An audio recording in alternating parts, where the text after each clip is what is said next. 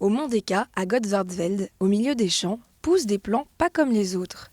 C'est une houblonnière bio. Riquier Thévenin s'est lancé dans la production de houblon au printemps 2019. Sur cet hectare prêté par le département du Nord, Riquier a commencé par 1500 plants. Des débuts de fleurs qui arrivent, et c'est de là que se formeront les cônes de houblon qu'on viendra récolter.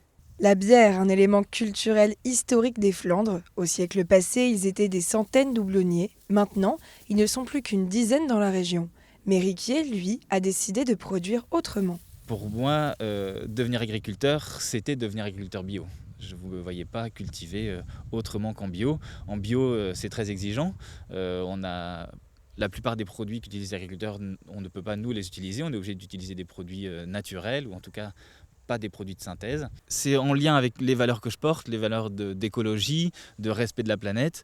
C'est du bio ou rien, et j'ai préféré faire du bio.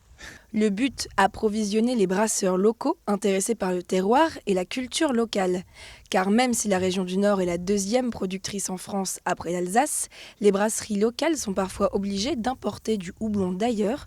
Pour contrer cela, le jeune houblonnier est déterminé. C'est vrai que le houblon, c'est une culture difficile, ça demande beaucoup de travail.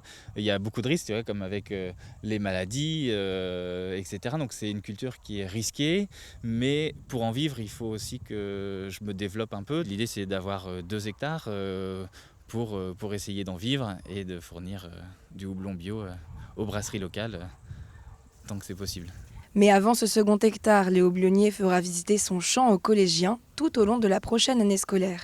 L'occasion peut-être de susciter des vocations.